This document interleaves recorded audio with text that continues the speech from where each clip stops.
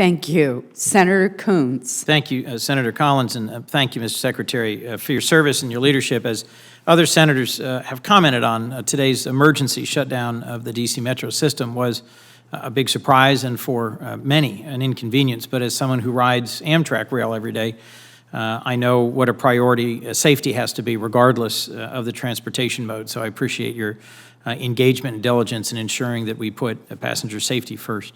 Let me start by thanking you for your leadership, your focus, for your staff's terrific work in responding to the I-495 challenge that we had in my home community of Delaware.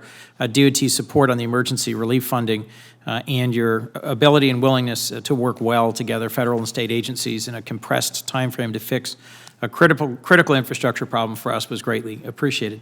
And I just attended a groundbreaking of an expanded Route 301 through Delaware with the FHWA Administrator, Greg Nadeau. It was only possible because of TIFIA financing. I know Senator Collins and others have spoken about the value of TIFIA financing, but I just wanted to add my voice. It makes possible projects like this. Mayor Branner of Middletown's been working on it for, I think, 30 years, so it is a long hoped-for investment. Amtrak is of critical importance to my state, not just to me. Like the Vice President, I think I have spent more time on Amtrak than with my family in my time in the Senate, and I'm pleased the President continues to be a strong advocate and supporter. As Senator Reid mentioned, there's a $7.3 billion backlog in state of good repair in the Northeast Corridor alone. While the FAST Act makes important progress in providing authorization, I'm really concerned about the sufficiency of funding. So tell me, if you would, what the PTC investments in your budget do for Amtrak, and what you see as the prospects for sustaining investment in Amtrak and improving its state of good repair.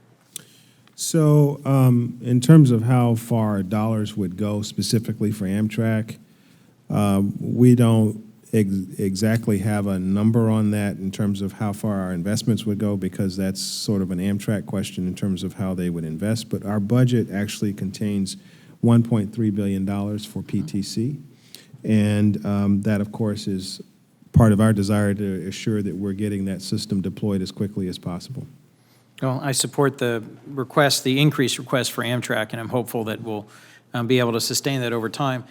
Delaware actually happens to be one of the deadliest states in America for pedestrians. Unfortunately, tragically, it was #1 in the country. This is on a per capita basis, obviously.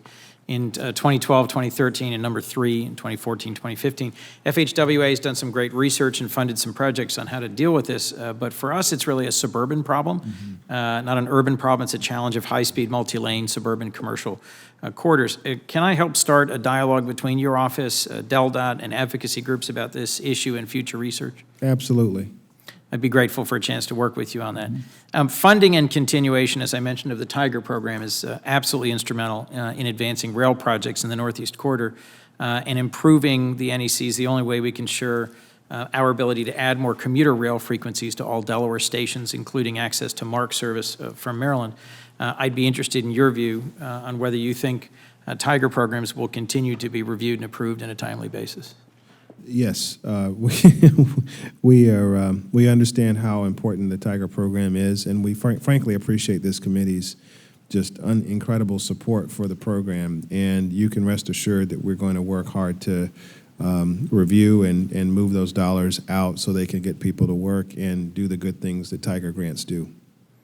Well, it's made possible a Delaware Third Track project in part. There are some critical choke points south of Wilmington, but there's another 2 north of Wilmington, and it's my hope we can continue to work on that. And I'm also encouraged by the great progress you're making with New York and New Jersey on the Gateway Tunnel project. Congratulations. I suspect you've become a good friend of Senator Schumer's through all this, and I'm hopeful we can continue to invest in that. Let me just last mention that short line railroads handle a great deal of agricultural commerce in my community and on the eastern shore of Maryland.